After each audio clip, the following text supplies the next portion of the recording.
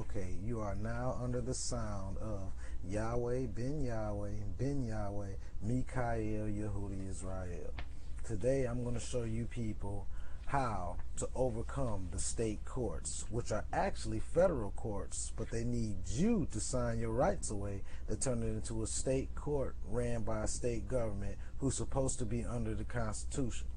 Okay, we are going to start off with a few laws. 28 U.S.C. 1602 through 1611 is Foreign Sovereign Immunity Act, allows the jurisdiction of a court to be challenged and a demand of proper jurisdiction to be stated. December 26, 1933, 49 Statute 3097, Treaty Series 881. Convention on Rights and Duties of States stated Congress replaced statutes with international law, placing all states under international law. So that's one key thing. All the statutes across America, they are under international law. And the international law that they are under are the UCC codes. December 9th, 1945, International Organization Immunities Act relinquished every public office of the United States to the United Nations. So whoever is operating in America in a public office, they are bound by the United Nations. 22 CFR 92.12 through 92.31 FR heading Foreign Relationships states that an oath is required to take office. So you have to take an oath just to get into public office. I don't care if you're a district attorney, a police officer, a judge, a clerk, prosecuting attorney, any public office you in, you must take an oath to obtain this office. Title 8 U.S.C.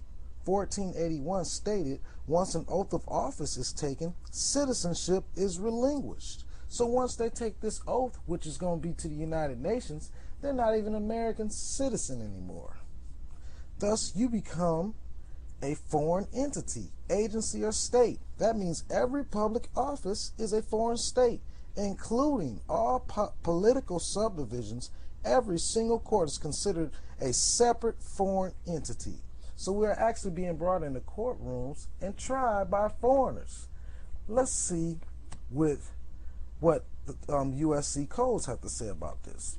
Title 28 USC 3002 Section 15A states that the United States is a federal corporation and not a government, including the judiciary procedure section. So we are not under state government rule. We are a federal corporation, and a federal corporation abides by the Constitution.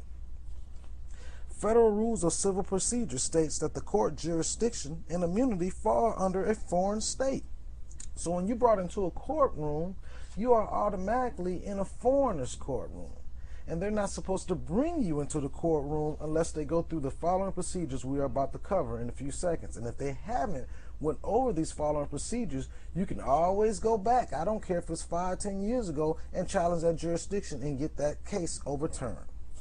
The 11th Amendment states the judicial powers of the United States shall not be construed to extend to any suit in law or equity commenced or prosecuted against one of the United States by citizens of another state. You know what I mean? Like foreign state who took an oath to the United Nations, or by citizens or subjects of a foreign state. A foreign entity, agency, or state cannot bring any suit against a United States citizen without abiding the following procedure. So this is what they have to do to bring you to court for tickets, child support. I don't care what it is. This is public office. Title 22 CFR 93.1 through 93.2 states that the Department of State has to be notified of any suit, and in turn has to notify the United States citizen of said suit. So if you're getting took to court and you haven't been notified by the Department of State, it's a fraud. They're foreigners, and you're giving them the jurisdiction by showing up, because you just can't appear in these courtrooms. These people are word wizards. That's how they get the jurisdiction over you. Title 28 U.S.C. 1330 states that the United States District Court has to grant permission for the suit to be pursued once the court has been supplied sufficient proof that the United States citizen is actually a corporate entity. So not only do they have to contact the Department of the State, they also must go to the district court, which is the federal court, and they have to go in there and prove that you are a corporate entity, like Walmart, Kmart, and then the federal court has to give them jurisdiction. So if you haven't received any paperwork from the federal court, or you haven't been contacted by the Department of State, everything you just went through jail, court, and all this getting locked up in fines, it's a fraud, people. I'm reading United States All right, this is my 5th time attempting to record this for y'all, man, but apparently these people really don't want y'all to get the truth. They didn't shut down one of my modems. I put another modem in. Now they didn't shut down all my phone lines. But I'm still coming back to get this truth for you, because I went from AT&T to Cricket in 20 seconds. So I'm not worried. We still coming. Title 22 CFR 9.1 through 93.2 states that the Department of State has to be notified of any suit, and in turn has to notify the United States citizen of said suit. So before they can even come after you with a lawsuit, they have to notify the Department of State.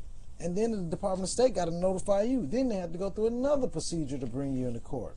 Title 28 U.S.C. 1330 states that the United States District Court has to grant permission for the suit to be pursued once the court has been supplied sufficient proof that the United States citizen is actually a corporate entity. So then when they contact the Department of State, they got to contact you. Then they got to go through the federal court, and they have to provide in the federal court before a federal jury that you are a corporation, like Walmart, Kmart, Sears.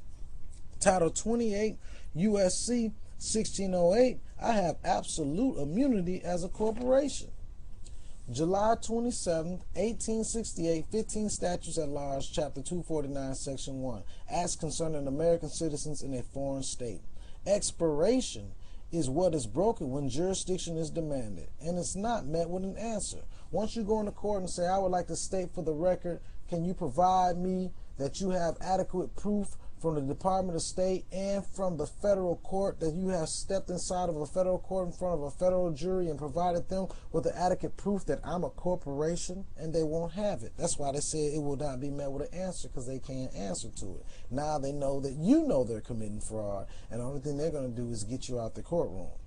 Under the Federal Rules of Civil Procedure 12B-6, the prosecution has failed to provide adequate proof that the parties involved in this situation are actually corporate entities. I have provided ample proof that the prosecution and other agents are actually corporations. 1950, 81st Congress investigated the Lawyers Guild and determined that the Bar Association is founded and ran by communists under definition. Thus, any elected official that is a member of the bar will only be loyal to the bar and not the people. And under the Constitution is we are the people.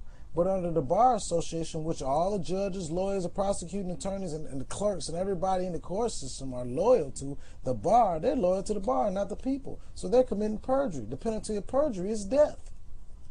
Supremacy Clause, Article 6, Clause 2. All debts contracted and engagements entered into before the adoption of this Constitution shall be as valid against the United States under this Constitution as under the Confederation. This Constitution and the laws of the United States shall be made in pursuance thereof, and all treaties made or which shall be made under the authority of the United States shall be the supreme law of the land. And the judges in every state shall be bound thereby. Anything in the Constitution or laws of any state to the contrary notwithstanding. The senators and the representatives before mentioned and the members of the several state legislatures and all executive and judicial officers both of the United States and of the several states shall be bound by oath or affirmation to support this Constitution of the Republic of 1787. But no religious test shall ever be required as a qualification to any office or public trust under the United States. Civil means contract in Latin. The Uniform Commercial Code encompasses contract law, and it's an international treaty, and the treaty has not been broken. The U.S. Constitution encompasses the UCC. See, we are actually dealing with laws of the Bible. The UCC codes, the Constitution of the Republic of 1787, they all come out the Bible. That's why they don't let you keep the Constitution in America, because happy is he who keepeth the law. So they take the Constitution away from you by taking your sovereignty and declaring you a citizen. Definition of citizen in the Black's Law Dictionary is one who can't escape debt. And you wonder why we have it so hard. And you wonder why they're not citizens. They're under the FSIA, Foreign Sovereign Immunities Act, because they're foreigners. So they have sovereignty over you. And sovereignty means to be self-governed, to rule as a king and have the power and authority. That's why they exercise perfect power and authority over you, and they're not even U.S. citizens. And they're not even backed up by the Constitution. They're foreigners and they're immigrants, and they got to go home. This was where they took the oath to, and that's the United Nations. People, get smart. Be intelligent, be wise, and don't get trampled on. Stop all this fraud going on in the court. Stop having these people harassing you day by day under laws that are not even laws. They don't even call them laws. They call them statutes, ordinances, and codes, which is contrary to the United States Constitution of the Republic of 1787. Shalom.